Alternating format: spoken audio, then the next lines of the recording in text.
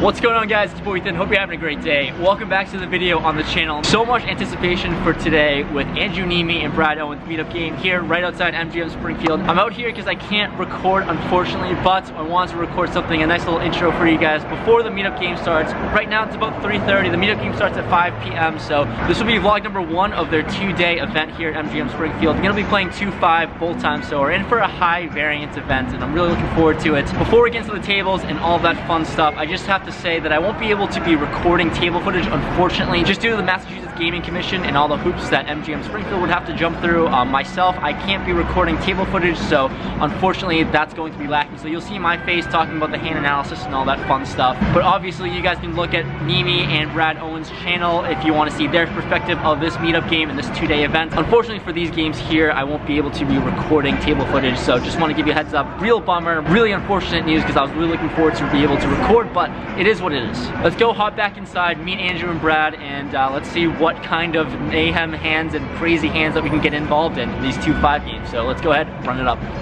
We hop right into the poker room at 5 o'clock and the room is packed, awaiting for Brad Owens. What's up, guys? How's it going? Just playing some poker with your boy here. Andrew Nemi and Trevor Savage to come, and it was super cool to finally meet them all for the first time. We got to see them mixing things up on the tables, and let's get into the action. Hop right into the cards and let's get into some of the interesting spots that we got into in this first meetup game.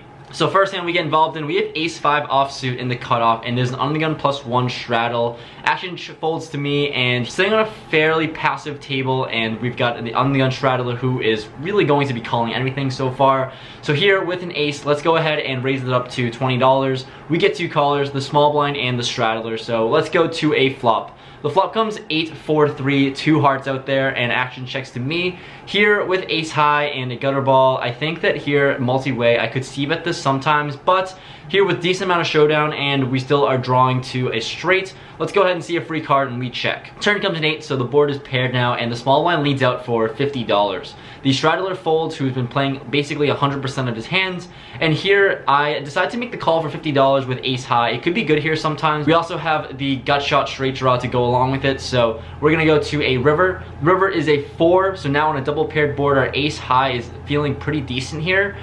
Feeling less great about it because the small blind goes ahead and bets $200 into us. Here on this board texture, it seems like a complete bluff or some sort of hand like a small pocket pair. At the end of the day, we're really early into the session, and I think about it for a while. My decision came down to not wanting to lose a large majority of my stack very early on into this session. So here, I decided to just lay it down with ace high. It could be good sometimes, but just didn't think that he would be bluffing $200 real quickly. And he goes ahead and shows us king 10 of diamonds when we do fold. So he was bluffing, and we folded our best hand. A nice bluff to Brendan, nice playing with you this session here. Following hand, we have to talk about this hand because we have Jiggity's, very Brad Owens style. It's the meetup game. I have to say Jiggity's, and it's a great name, so that's all I have to say about that. We're in the cutoff, sitting about 1100 in front of us, and an under the gun player opens it up to $30. It folds to me, and here with the under the gun player raising to such a large amount, seems like a premium holding for sure, but with pocket jacks, we're not going to be folding here in position, so I go ahead and make the call, and the button calls as well. We're going 3 ways to a pretty good flop for us. It is Jack 3-4 rainbow. Flopping top set is never a bad board, so here under the gun c-bets for $50. Here on such a dream board, here on such a dream flop, I'm not going to be raising just yet, also in position essentially, so I go ahead and make the call, and the button folds. Off to a turn comes the 9 of spades, brings in a backdoor flush draw. Once again, under the gun player continues for $125. With the spade flush draw out there and also a bunch of straight draws as well, we should be raising here all the time, but not happy with this. I go ahead and just flat call, hoping for a river blank, and we can just raise and get more value on the river. I understand this is just a horrible play. I'm not happy about it, honestly, but we go ahead and just flat call. I don't raise. Playing 2-5 kind of made me play a little scared, I guess. It might be just that, but we go ahead and just flat call. Unfortunately, I don't like this play, but we're going to a river. The river is pretty much the worst card we could ask for. It is the ace of spades. I'm not really concerned about a spade draw because I really put them on premium hands like ace king, aces and kings, and sometimes queens. So here with aces, it really doesn't help us out too much because it brings top set out there, and we can't get a whole lot of value from over pairs like queens or kings on the turn. So this is a pretty horrible card for us, and we deserved it, but The unleon player goes ahead and bets $250, and I can't get a whole lot of value from worse, like I said, so raising is pretty suicidal, only getting better to call. So we call the $250, feeling pretty frustrated ourselves for not raising on the turn. He shows over pocket kings and we take it down. We got a little bit lucky there when he throws out a bet on the river there, I think. Probably made a little bit more money than I should have on that river there, given my current line. Not really happy about it. Probably could have got more value if I raised turn and bet rivers maybe. But at the end of the day, that is how I played it, not happy with it. Next hand we pick up, it's another premium one. It's pocket queens, red pocket queen, unleon +1 with a button straddle. So action starts with the small blind and folds to me. I go ahead and open up the action to $40, playing 2, 5, 10 here. And the player to my left makes the call, and the button who's straddling definitely going to be calling all the time. So he calls as well, so we're off to a flop. The flop comes king, queen, 4, 2 spades out there. So once again, flopping another set. And on this board, definitely going to be c-betting for sure. Gotta get some value when we flop a set. So I go ahead and bet $80. Unfortunately, both players fold, so that's how that hand went. After that hand, we've been pretty card dead, so this is about an hour or two after the fact. We have ace-8 of clubs in the cutoff, sitting with about $1,700 in our stack.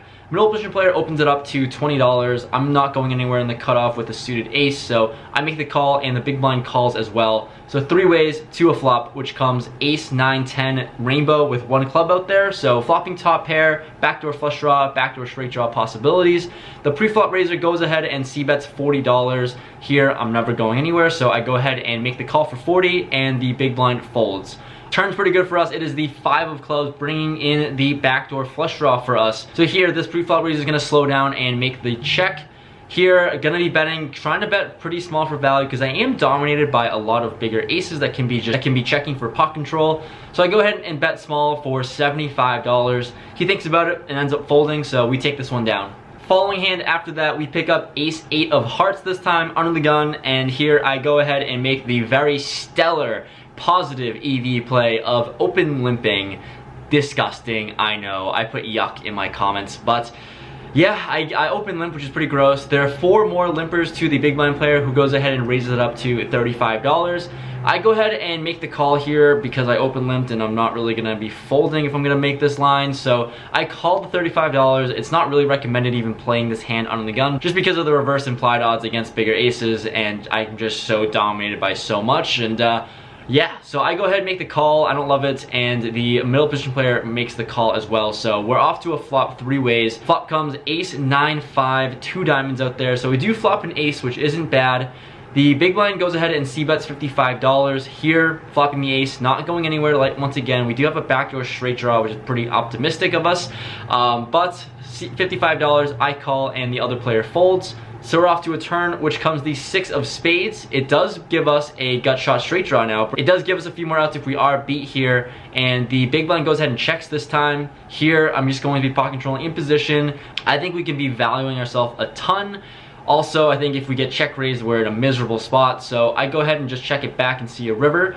The river comes the 9 of hearts. So middle pair turns the trips, and he goes out a bet of $75. With an ace, I'm just gonna have to call here with an 8 high kicker. Don't really love this spot, but really just a bluff catcher essentially. So I call for $75, and he has ace queen offsuit. So like I said, reverse implied odds here. Don't really like my line, but gotta report it because we lost money here. These are also the kind of the mistakes and leaks that I have pre-flop that really does not let me play 2-5 too much, because these are the mistakes that are gonna cost me and burn a whole lot of money.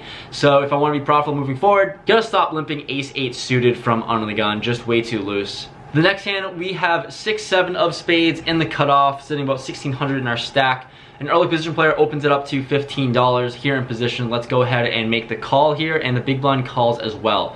So we're off to a flop, which comes 10, 9, 5, 2 spades out there. Amazing flop for us as we do flop a straight flush draw. Pre-flop raiser throws out a bet of $30. Here, I could be raising, but I'm in position, so we could see a turn, see what happens here, and go with that. Here, I'm in position, facing a $30 bet. I go ahead and just make the call here. I think I'm out of position. There's definitely more merit to just check raising, but in position, like I said, I'm gonna make the call and the other player folds. So heads up to a turn. Turn comes the 4 of hearts. It is just the best card that we could ask for that doesn't improve us.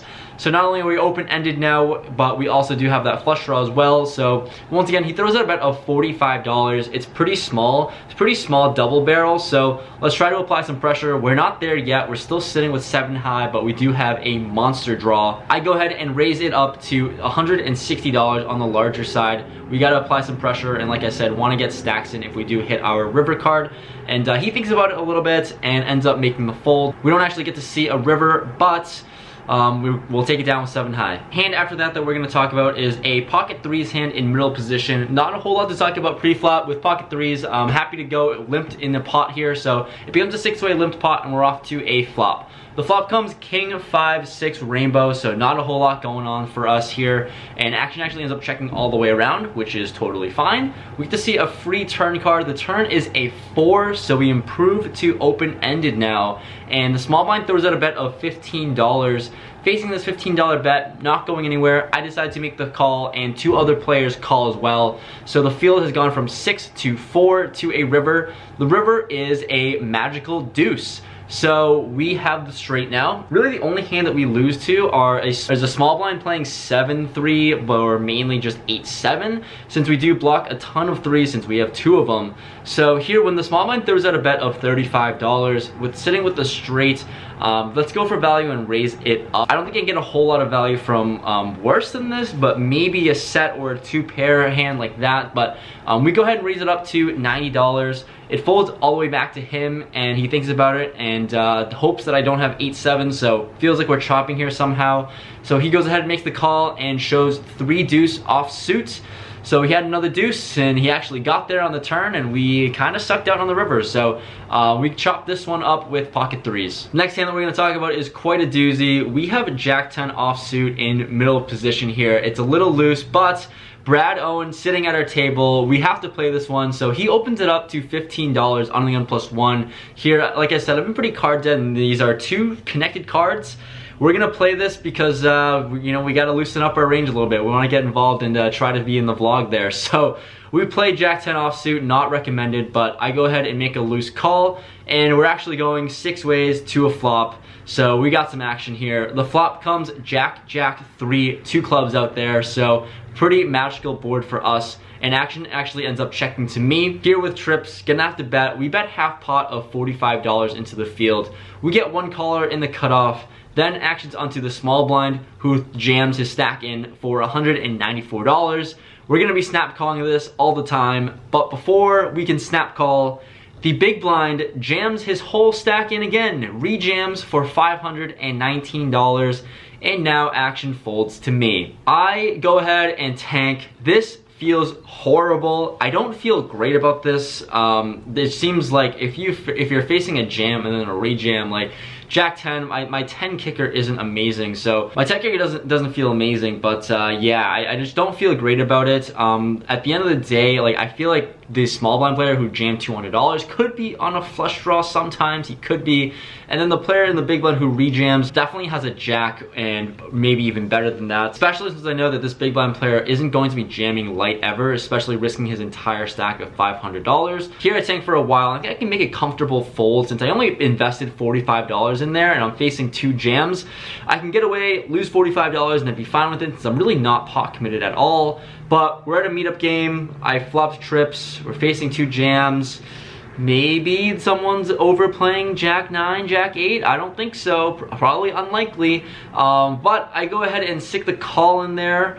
I don't know about that, but I call. So we're going 3 ways, all in, and we're going to a run out. The turn comes the king of hearts, and the river is the 8 of diamonds, so not a whole lot going for us there. The small blind shows queen jack of hearts, and the big blind shows pocket threes. So we just had the worst of it. Made a pretty bad call there. I'm not really happy with it. I think I can, like I said, I can easily fold this, but We're at a meetup game, folding's not fun, and well, we got to play in a big one. The last thing that we're gonna go over in this session, it is later on into this, and the night is winding down, and a few tables are starting to break as people are going to be converting over to the bar. So here we're playing 5-handed super late into the session, and we have 8-7 offsuit in the small blind. And you're asking, why am I playing this hand? I can't tell you, man. It's late and I'm a little tilted from making that awful call. So I can't really explain a whole lot of the action that I made here, but we're gonna go over it. So on the gun player opens it up to $15. There are 3 calls all around. Why am I calling 15? Because it was only 12 more or 13 more. I don't know, man, but we're going to a flop. Flop comes 9, deuce, deuce, 2 hearts. And you're saying, Ethan, this board is awful for 8-7 offsuit. Why is this hand even part of the vlog? And you're gonna find out pretty soon. So the on-the-gun player, the pre-flop laser checks. The player next to act throws out a bet of $30. And action folds to me here with 8-7 offsuits, playing short-handed on this very static board, in my opinion. We go ahead and check raise to $70. Really small amount, looking like I'm going for value for absolutely no reason. I can't explain to you what I'm doing here, but we decided to go for it in this spot because, just because, really. So it folds all the way back to the player that made the bets of $30, and he thinks about it and ends up making the call for $40 more. So we're off to a turn. The turn comes at 9.